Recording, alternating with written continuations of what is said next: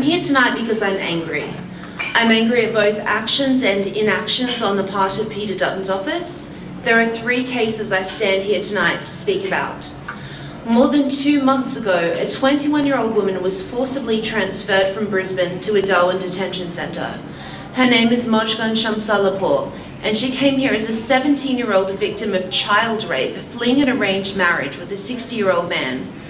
She's now married to a student she met at school and has spent her first wedding anniversary behind bars. Peter Dutton's office has refused to comment on the case, citing operational reasons for her transfer. She's married to an Australian resident. She's not committed any crimes. She's been denied the opportunity to complete her Year 12 exams and being further traumatised on a daily basis by Peter Dutton, who is well aware of her case. She will now have to spend the rest of her life recovering from this trauma. Tell me, why has there been so little media coverage about this? Why won't the Sydney Morning Herald write about it? I am also a survivor of rape and sexual abuse. If I were detained without having committed any crime and separated from my husband, physically assaulted by 5 Serco officers and dragged by my hair, then transported across state lines, it would make headlines. Please tell me exactly why Mojgan is any different to me. There is no answer to that, because there is no difference. The only thing that separates me from Mojgan Shamsalapur is an accident of birth. She was born in Iran. I was born in Australia. That's no reason to keep someone behind bars.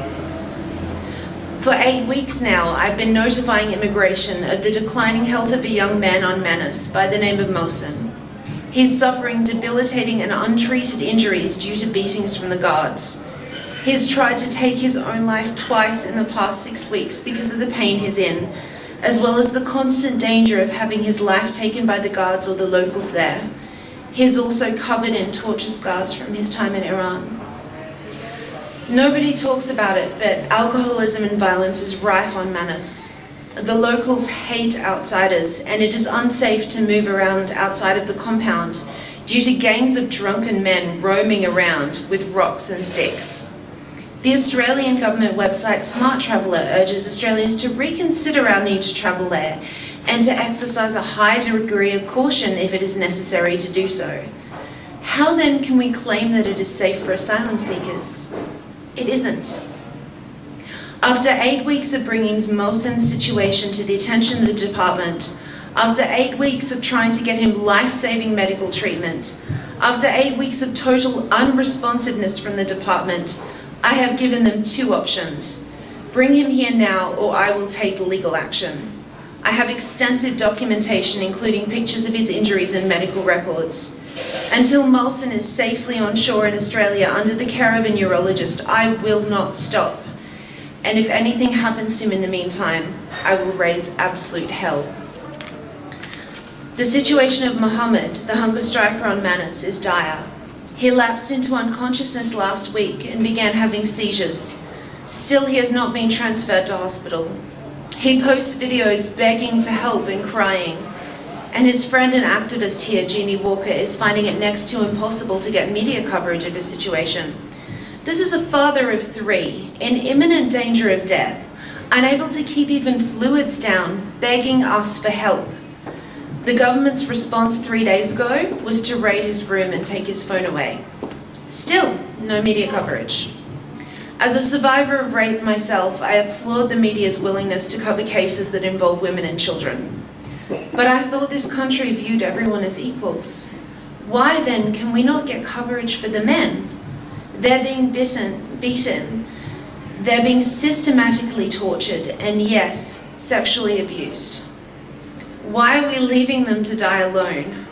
Why aren't we fighting for their freedom? There needs to be equality across the board in both parliamentary discussion and media coverage.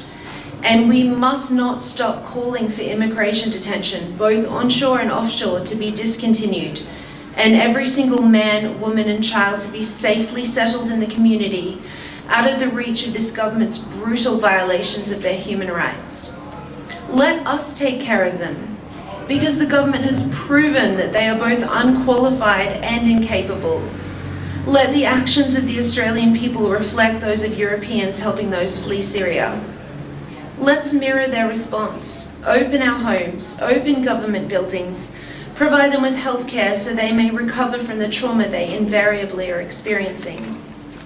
This needs to happen, and it needs to happen now.